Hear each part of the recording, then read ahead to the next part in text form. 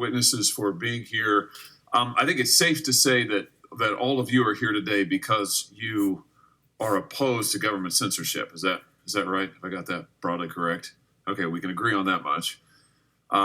Book banning is a form of government censorship. Is that, broadly speaking, correct? Professor Knox, you're an expert in this. Let me just ask you.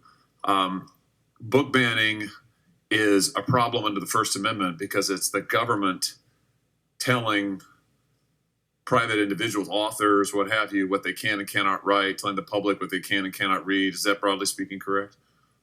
Yes, that's correct. So now what if the books were digital only?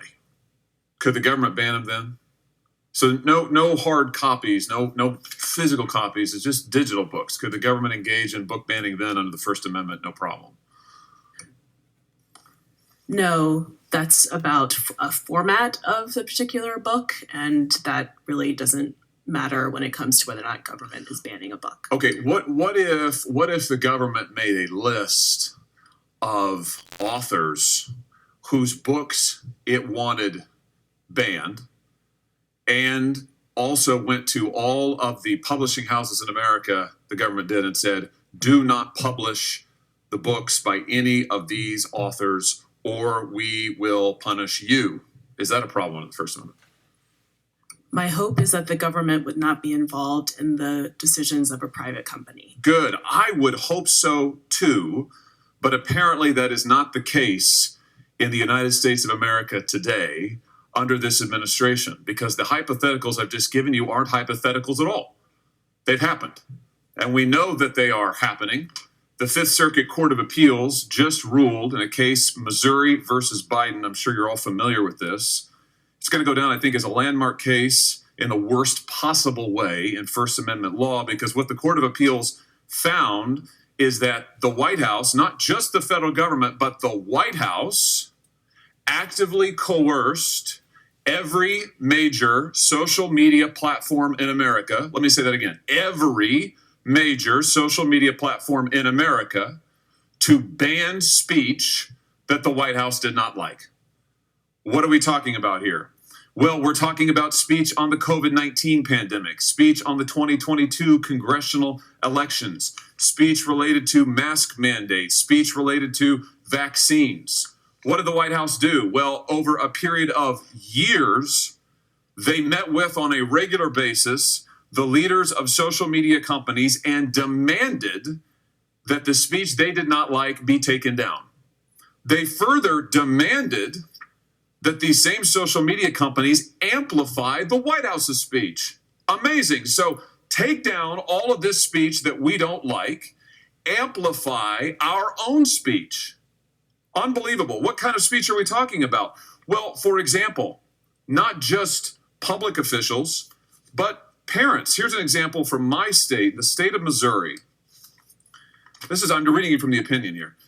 One parent who posted on Nixdoor.com, which is a site operated by Facebook, posted an online petition to encourage his school to remain mask optional, found that his posts were removed without notifying him, and his friends never saw them.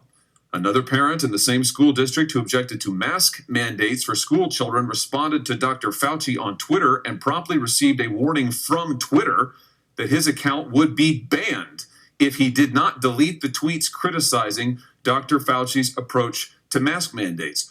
These objections, amazingly, this censorship was taken at the direct behest of the federal government, the direct behest of the Biden administration. Professor Knox, is this a violation of the First Amendment? Only a judge can make that determination. And a judge has. I'm glad you said that. Multiple judges. The district court, federal district court, said there was a direct First Amendment violation. Court of Appeals, unanimously, 3-judge panel, unanimously said direct First Amendment violation. I can't think of another time in American history when the President of the United States, and I say that advisedly, because the record reflects that White House officials were sending emails and communications to these companies saying that the president himself wanted the censorship. So you've got the government doing exactly what Professor Knox said is not permitted under the First Amendment, directly coercing the speech of private parties, and not just one or two authors, but parents all across the country. Unprecedented in the history of this nation. So I'm glad we're having this hearing today. I hope that we will have more like it to expose the censorship happening at the highest levels of our government. Mr. Chairman, I'd ask that this opinion, this judgment by the Fifth Circuit, Missouri versus Biden, be entered into the record in full. Without objection. I will leave it there. I know there are other Senator Kennedys here who want to ask questions, but I just want to say for the record that this kind of censorship is un-American, it is unconstitutional, and I hope it will go down as a sad chapter in American history that we can close here and now. Thank you, Mr. Chairman. Thank you, Senator Hawley. Senator Kennedy.